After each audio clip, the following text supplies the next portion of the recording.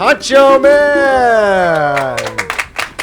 We are brought to you by HOKA, One, Polar, Halo, Neuroscience, Velofix, today's plan. Normatec, Four Seasons Resort, Hualalai, and David would like to get back there again.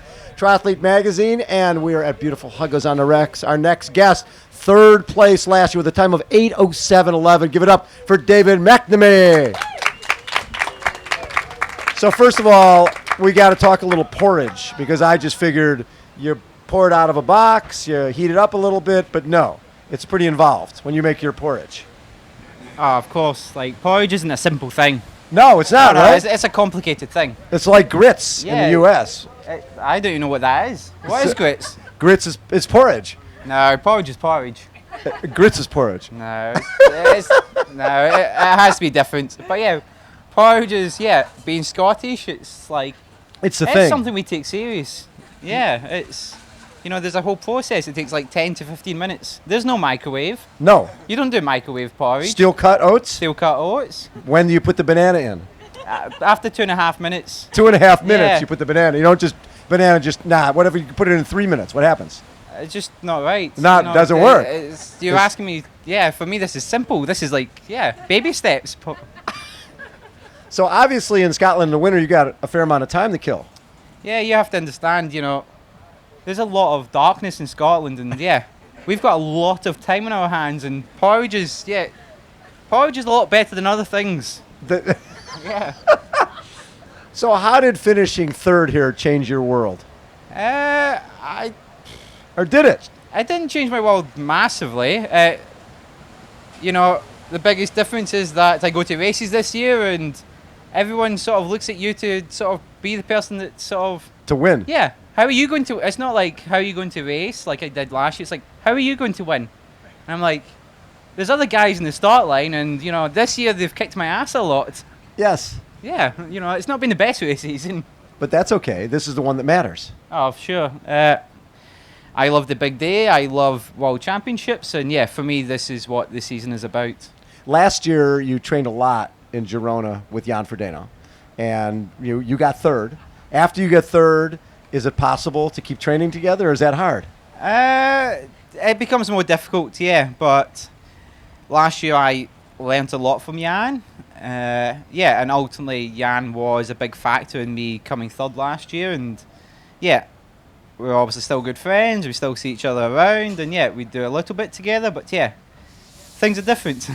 You're not training together on a regular basis. I know, but we still get on very well, and I'm sure if I perform this weekend, he'll be the first person to congratulate me. Love it. So when you do come off of third place, you obviously did a lot of stuff right. Coming into the off season, do you still have, this is what I need to do to win this race? Because third to first is still a big jump. Yeah, and I think, third to first is a massive jump.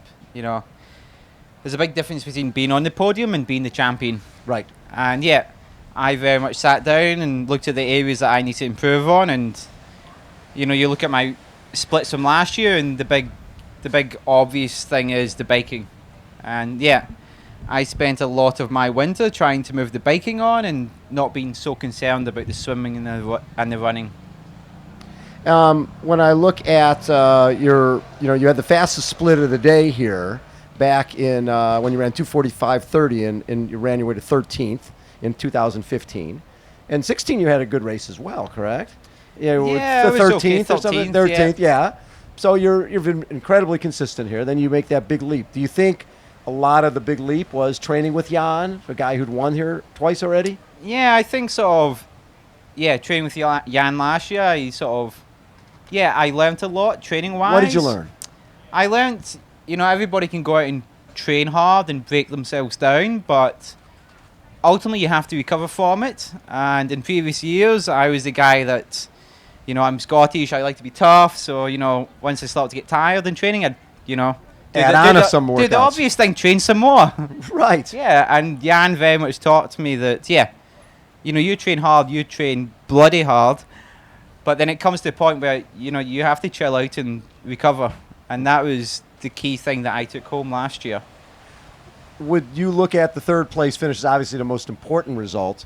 Was that the race you look back as your best race? I think between that and my first Kona here, Yeah. I think coming 11th in your debut, that even surprised myself. And last year, having trained with Jan and knowing how much better I was than previous years, I knew the podium was a possibility. But yeah, the first year I turned up here, I had No idea. I switched to Ironman 6 months earlier. I had no idea about what to expect, and I just tried to get round the course. So were you more of an ITU guy? Yeah, I very much, I'd got my time trial bike 6 months earlier, managed to qualify at the last moment, and thought, Hawaii sounds good. Yeah, why not? Why sounds Why good? not? Yeah, It's not quite Scotland in the winter. Scotland, it's either 10 degrees, I don't know what that is in Fahrenheit. Do we know how to convert? Does MD know how to convert Celsius we to don't. Fahrenheit? Yeah. So I could either stay in really cold Scotland in October or come to Hawaii.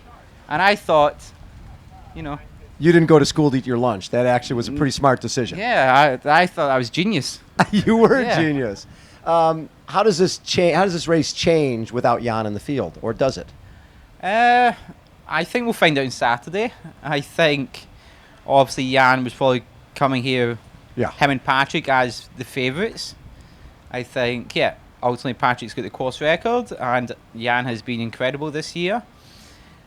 So obviously it changes the race. I'm not exactly sure whether it'll make people more determined to sort of push along that Queen K at the start, to be like, no, I've got a chance here to actually win it, or people will start to look at others. And we all have these great plans that we write down the weeks before the event, and then the gun goes off and we just go crazy. So when you get third in this race, besides going back home, what were some of the coolest things that happened to you based on the fact that you were on the podium at the World Championship? The coolest, I don't know. I came home. We had a big surprise party. Yeah, that was Any Scottish awards? Any? no. What the thing is, hell? Where are in those Scotland, people? They're making porridge? all this- What are they doing? All the sporting awards in Scotland, because the summer finished 3 months ago in Scotland. Right. Oh, so You their know, season's over. So the season's over. The Scottish sports awards were 3 weeks ago. So they're in hibernation. Yeah. Basically, they're in a parka sitting inside somewhere. I got a nice email saying, "Oh, congratulations, great result," but the next awards isn't for another 11 months. So you're sort of stuck in the middle. Yeah, I'm stuck in the middle, but But you're still in the Hawaii. The middle looks good. So wait, tell me about the New Year's Day try in Edinburgh. That was my very first race, and I think in 2006. It's below zero. It's below zero. You swim in the pool, 400 Wait. meters. You swim in a pool indoors, hopefully. Indoors, yeah. Okay, all right. Yeah. We don't do outdoor pools in Scotland. No, that's a good point. Yeah. So you swim in the pool. Yes. You get outside via the changing room. Yeah. You stop in the changing room and put on everything you can. You towel off. And then, you've got your bike ride where you try and avoid the ice and stuff. These things that you don't have here in Hawaii, like ice on the road. And then, you run, jog, survive 4 kilometers in a run, I think. And, we have these crazy traditions in Scotland, and that's one of them. The other thing back in the day, you got to train with the Brownlees. Yep. What type of impact did that have on you? Because here you got, Johnny is an Olympic medalist. Alistair's a 2-time gold medalist. What did you learn from those guys? I think during that period, I learned sort of to be the best. You have to be fully committed. Right. Because at that point, I just graduated from university, and I was doing triathlon, but I was also enjoying university. Sure. And then I moved location down to Leeds, and I got to Leeds, and it was very much triathlon was the thing. And I learnt how different it was from being a triathlete to enjoy university life to being a triathlete that wanted to be a champion. Right. And you've been doing this. I mean, you were under 23 silver at the Worlds in Beijing, 2011. And did you find the ITU racing, because you were 10th in the grand final, you had some good performances. Obviously, the Olympics was the goal. When did you get to the point where you felt like, I just don't know if I'm going to get there? Basically, in 2013, I think it was 2014. Yeah. I sat down with the British Olympic selection policy 2 years out from the games, and it was basically, look, David, you're good, but you aren't going to the Olympics. And At that least was they were honest. That was 2 years out, and for a number of reasons, I wasn't going to the Olympics, and I was like, well, I can spend my next 6 years in ITU trying to wait until Tokyo, or I've had enough. I want to try this world of long course, and I switched, and I did Ironman South Africa with 6 weeks of training in me, and And how'd you do? I think I was 7th. First time out. Yeah, Pretty impressive. I thought so, but then it's a long way. Do you know when you don't train for it properly? It's a very long way. Yes. I got 60 k's left in the bike, and I was broken.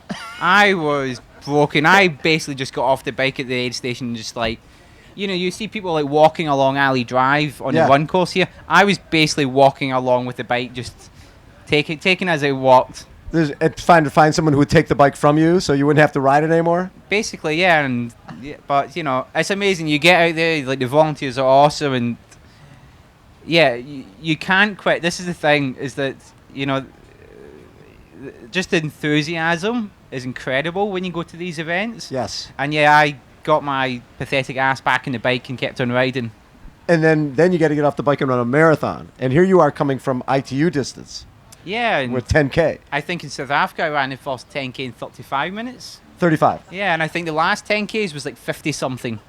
Again, we were back to this point where it was like almost like a walk. Yes. And I was like, I did not think this through. I was like, in my head I thought 35 minutes. Well, I'm used to running 30 minutes off the bike. So this was easy. You run 35, and this should be easy.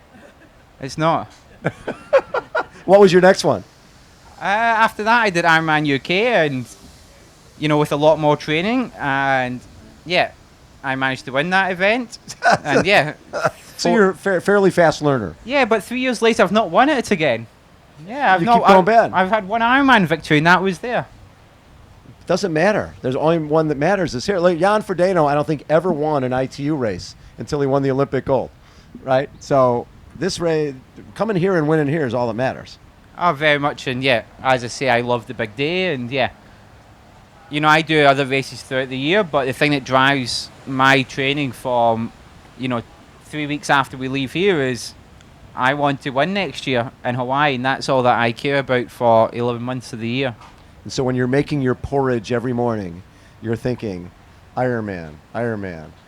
Basically, that is. You have got my morning routine down to a T there, down to a T. I love it. How about a round of applause for Mr. David McNamee? Poncho Man, take us out. Down the dream. Woo!